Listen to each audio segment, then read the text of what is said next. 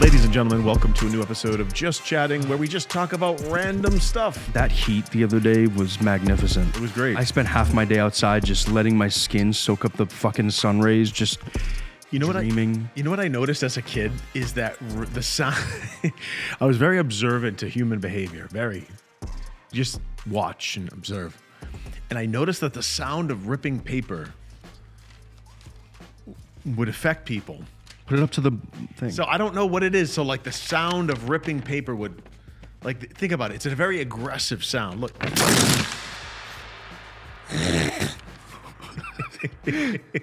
So as a kid, like I'd be in like grade school. I just like, we were in class. I randomly go.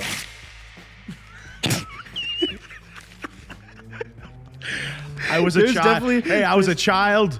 Give me a pass. Yo, there was definitely I wasn't doing this as an adult. There was a kid like across the thing just like watching Andy, and he literally did that, and the kid was just like, I used to pick up on the weirdest things that would make humans react a certain way. It's probably why I work in advertising. So I would be very intrigued. So like if we were in the cafeteria and say there was like a scuffle, everybody in that area of the scuffle would go, oh, and everyone would get up and look. And I said, interesting. And I'm like this with my clipboard, and I'm like, interesting. The sound of the O draws the people in. Note to self. well, it's reactions. So People- then- because it's so then it's I people used to do this People don't want to experiment. miss out. I used to be at like the lunch table with my friends. I'm like, dude, watch this. I go, watch what happens.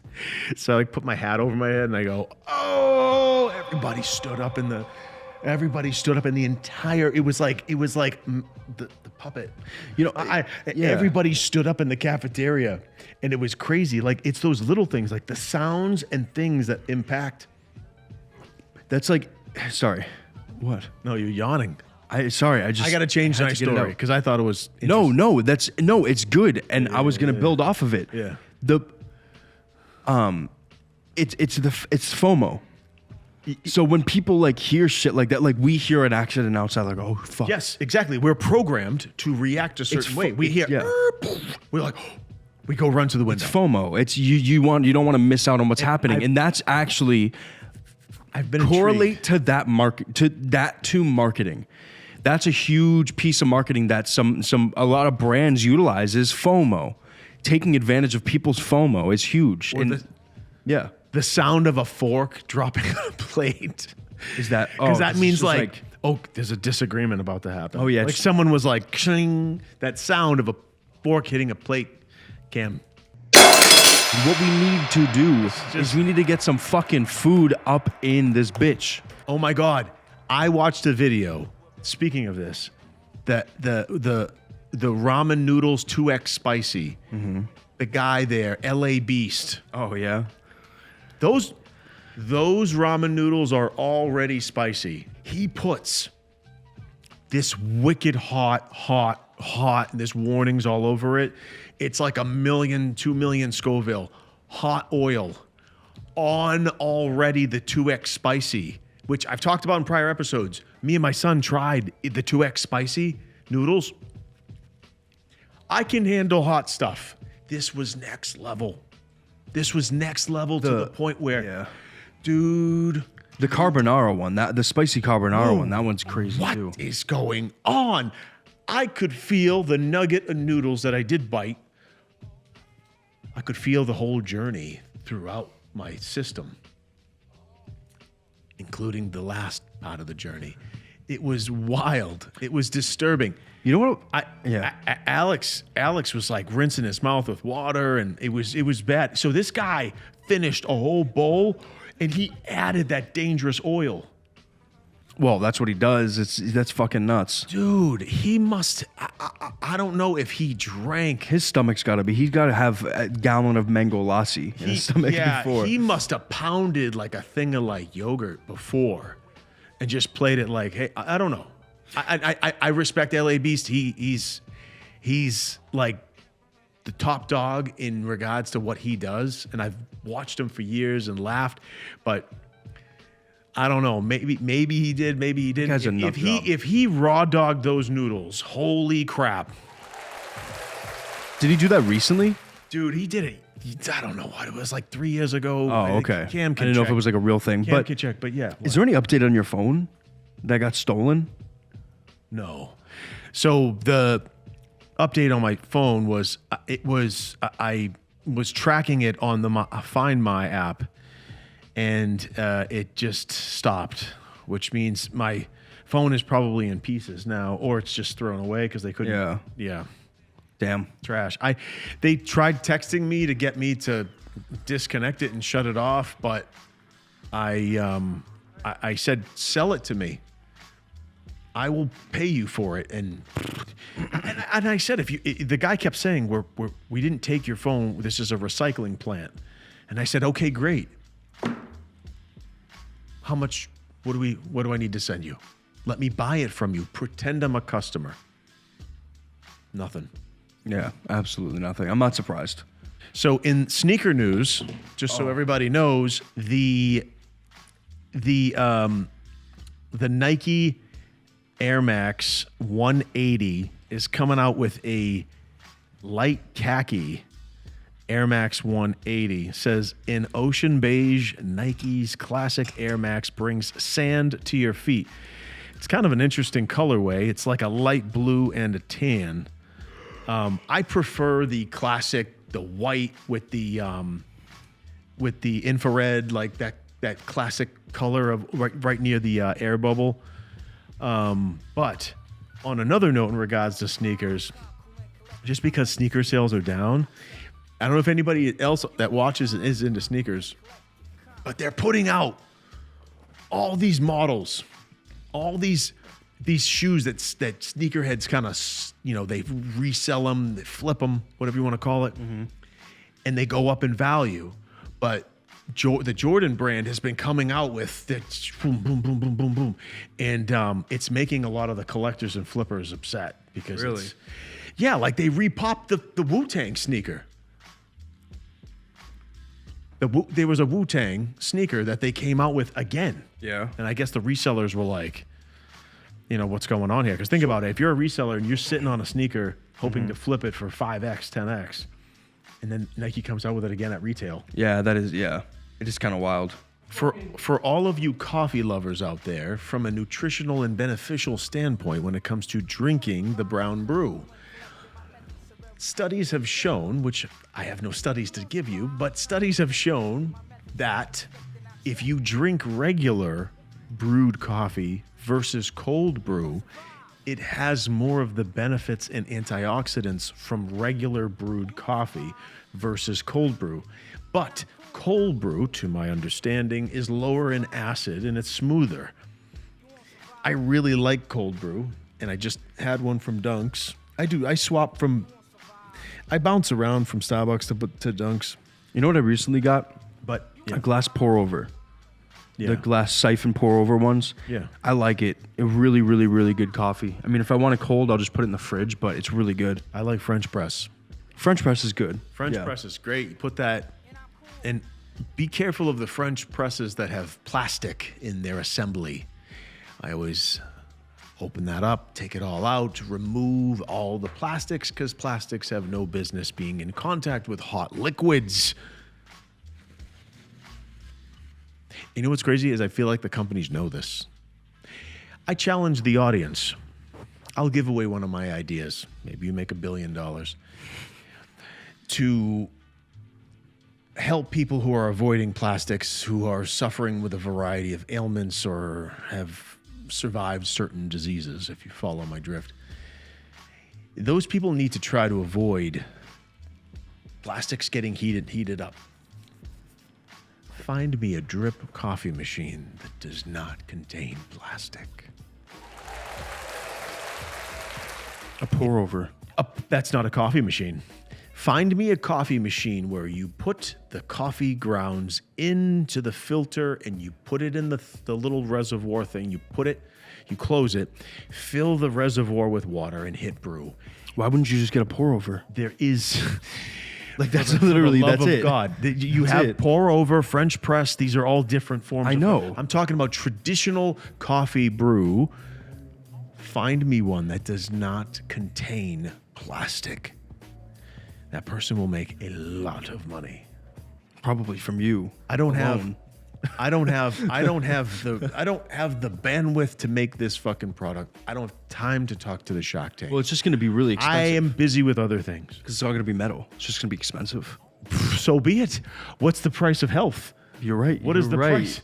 What is the price? Cheetos. Raw. Cheetos. Oh, I haven't, shit. Hey, I haven't had Cheetos in a minute. Me too. For the audience, I haven't touched Cheetos. But what's interesting is when I was snacking on Cheetos, I was at my leanest. Can we explain? It's the hot Cheetos, bro. What help you burn fat. What sorcery is going on? When I was consistent with my Cheetos. Dude, you see fitness people now eating Cheetos? They're like, it turns into a thing. You're going to see people at the gym in between sets filling their face with hot Cheetos. So their hands are all red. I get in these little kicks. My newest kick is apples. Oh. I like the Honey That was Crisp. going to be eggs. Organic. Well, eggs is staple. Bro, every time I'm on the phone. Oh, yeah. So I was trying to get in more protein. So noontime, I take in eggs. 2 hours later, cottage cheese. 2 hours later, protein shake. 2 hours later, dinner. And maybe a little protein snack after dinner. I'm trying to get protein in, right? But what I was trying to get at was I would snack when I was at my leanest. On hot Cheetos. Every Friday. Why? Why was I at my leanest when I snacked on Cheetos? You see, I think what it is I think what it is in the heat. There's this chemical ambroxolicane. No, you're talking about No, it's ambroxolicane, and what it does is it helps burn fat in your body. It makes your body heat up. Capsaicin. No, I have no idea. I'm making up words. I will correct this for the audience. Yakub Savouj. Ambercolisane. He meant. I hope ambercolisane isn't a real thing. He meant capsaicin. Yes, that's what I meant. I don't know this, but I was at my leanest when I was snacking on those. It's very strange. I would love to get into the science behind this. Also, let's talk about AI a little bit. AI is not perfect. A lot of people are trying to replace employees with AI. I'm not anti-AI. I think AI is wonderful for data mining. It's wonderful for... It's good for many things. Many things. It's wonderful for a variety of tasks. But when you're trying to replace a human with this, I think there are ways to poke holes and figure out if it's really a human or not. And I just, a lot of people throwing around this stuff, and I take a look at it, and it never is what I think it would be. Oh, AI, dude. I'm like, I don't know. And again, for the record, I'm not anti-AI. If AI can do what you fucking claim it will do, then show me. What is that, the Missouri state? I don't know, but I agree. There's a thing, the show me state. Cam can look it up. There's something called the show me state. Just like a very old client of mine, Mr. Dick Palmer, rest in peace. He was a very kind man. He was also a client of mine. He goes, Andy, I'm like the show me state. Show me what's going on. And I would show him his reports and stuff. He was a great guy.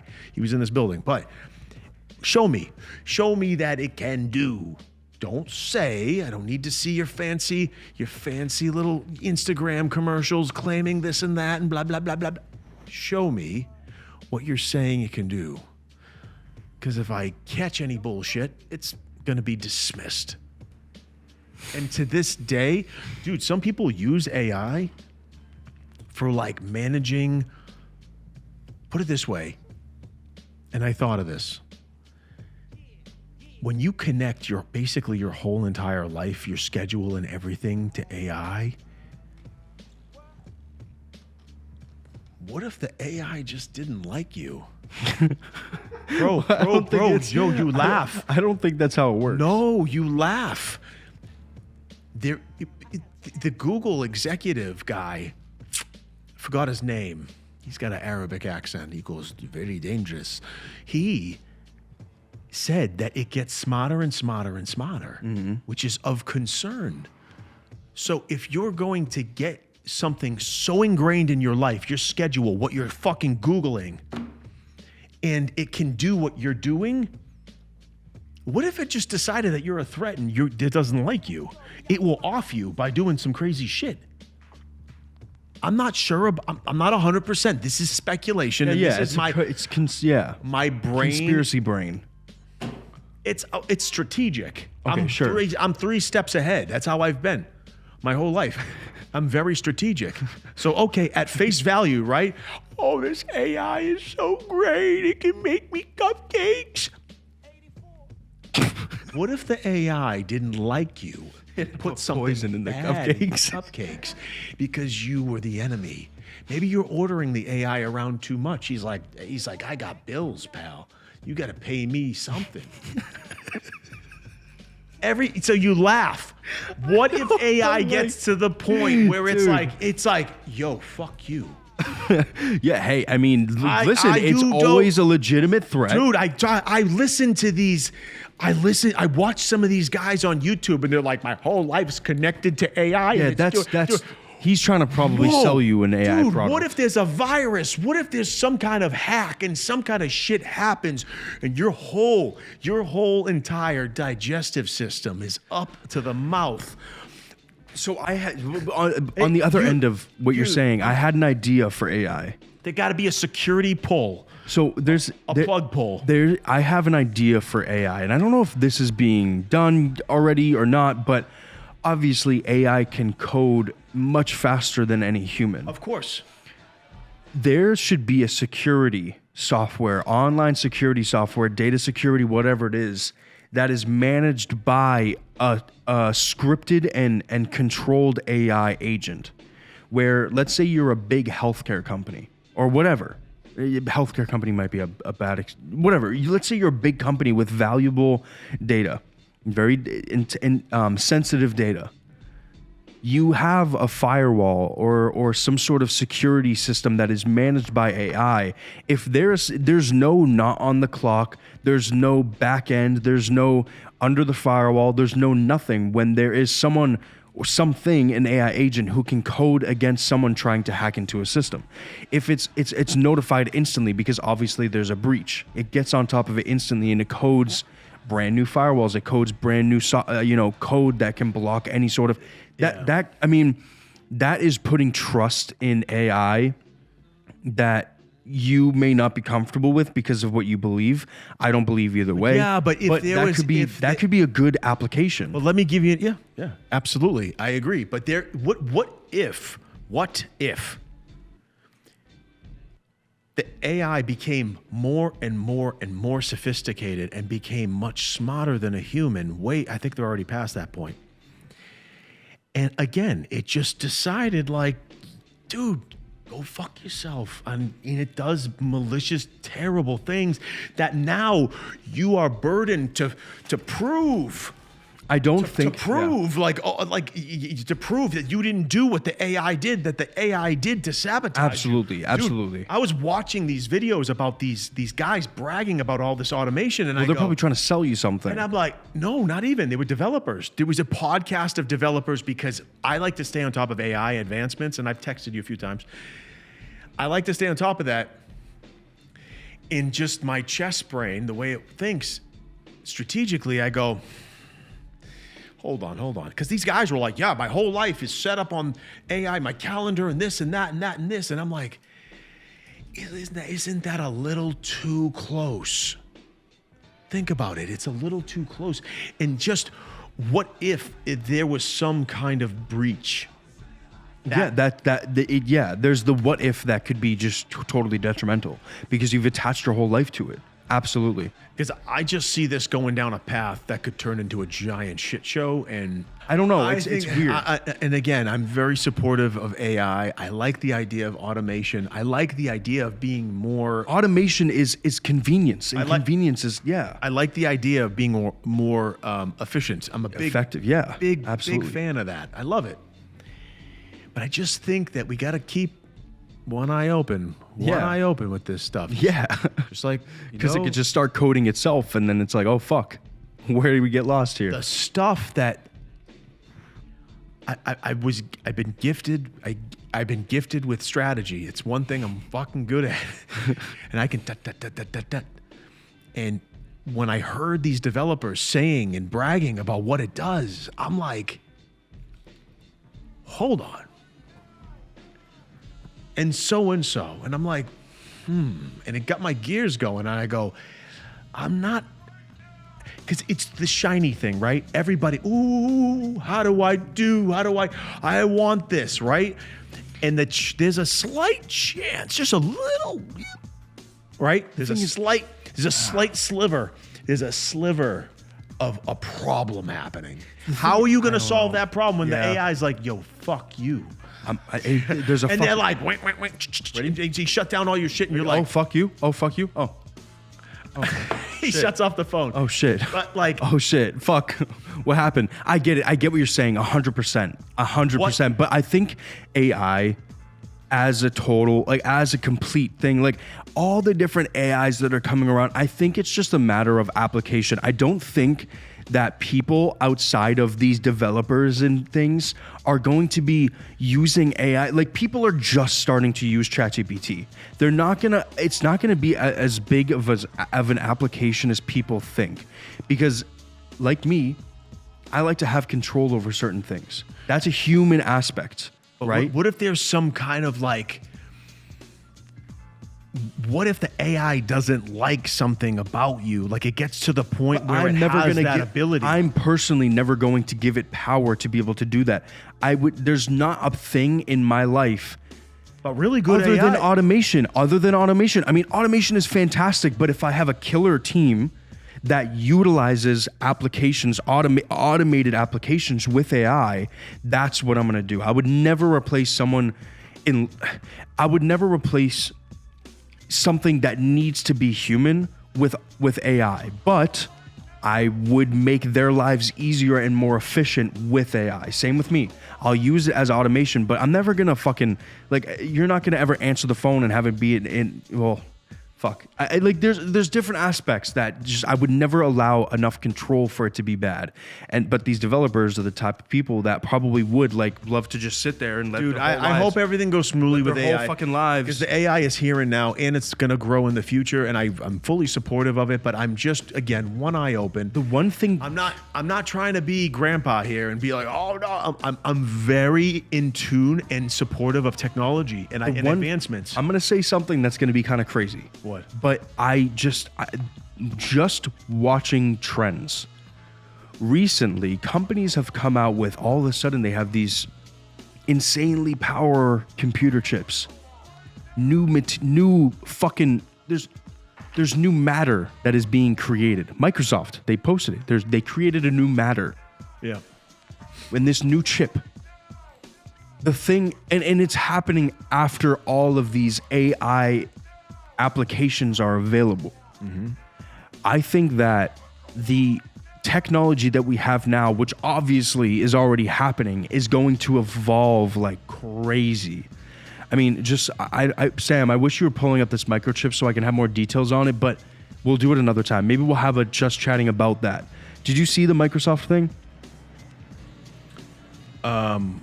They created a new computer chip, and it includes some new form of matter. It's not a solid, a gas, or a liquid. It's a type of matter that was created.